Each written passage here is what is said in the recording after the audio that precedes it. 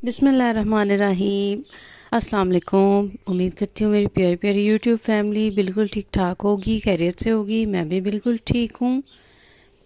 आज का टॉपिक है जी मियाँ बीवी के झगड़े के बारे में।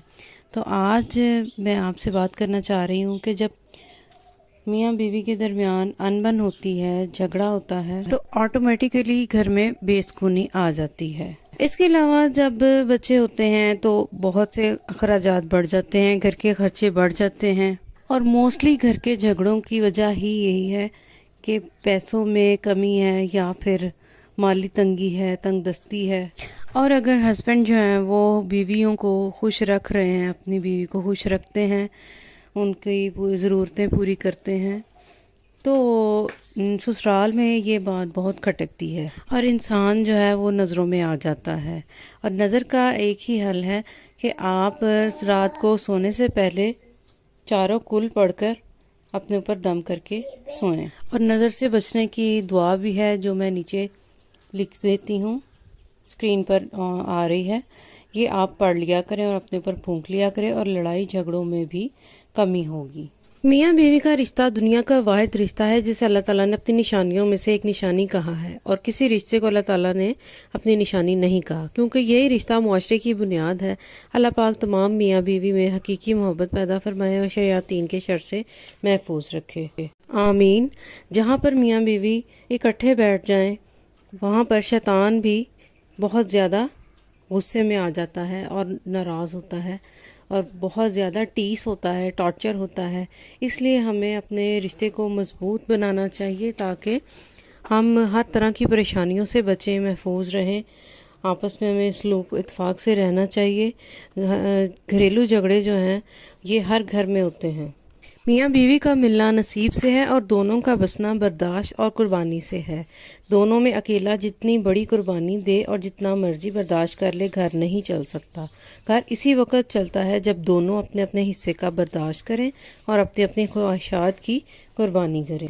एक मुसलमान औरत ने किसी आलिम से पूछा, इस्लाम ने हमें शौहर की अताअत और फरमाबरदारी का पाबंद क्यों बनाया, जबकि शौहर को हमारी अताअत का पाबंद नहीं बनाया गया। आलिम ने कहा, इस शौहर से तुम्हारे कितने बेटे हैं? तो औरत बोली, मेरे 3 बेटे हैं। इस पर आलिम ने जवाब दिया, अल्लाह ने तुझे एक मर्द की अताअत का हुक्म दिया और 3 मर्दों को तुम्हारी अताअत का हुक्म दिया। तुम्हारे साथ अच्छा मामला किए बगैर वो तीनों मर्द हरगिज़ जन्नत में दाखिल नहीं हो सकेंगे।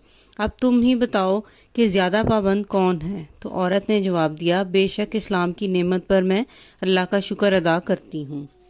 और ये कि अगर आपके शौहर ने कोई ऐसा काम कर डाला जिसका नतीजा ख़राब निकला, मामला संगीन है कि इसे नज़रअंदाज नहीं किया जा सकता और आपकी नाराज़गी और गुस्से का इजहार ज़रूरी हो गया है, तो सिर्फ एक बार ही सब कुछ कह डालें और फिर मामले को इसी वक्त हमेशा के लिए ख़त्म कर डालें, ना कि इसे बार बार दोहराएं और ये कि बार बार तंज करने से इज्तनाब करें ताकि घर का सुकून बर्बाद ना हो।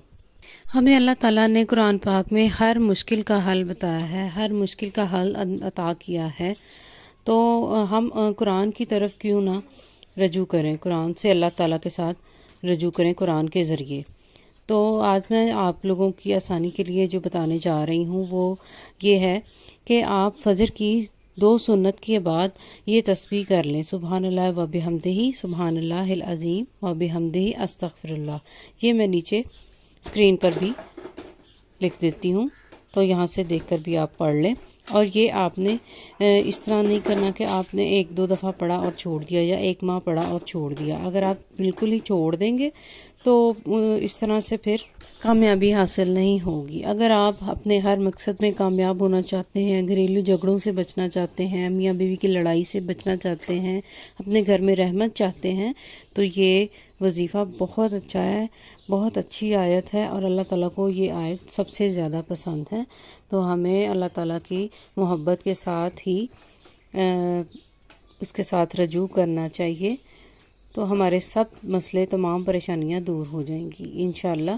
अल्लाह ताला हम सब के हाल पर रहम फरमाए और हमारे हर परेशानी दूर करे। अल्लाह ताला हम सब की हाजात कबूल व मंजूर फरमाए।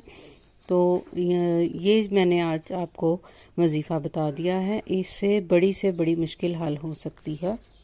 اس کے ساتھ ہی اجازت دیجیے، میرے چینل کو سبسکرائب کرنا مت بھولیے گا، مجھے دعاؤں میں یاد رکھیے گا۔ اللہ حافظ۔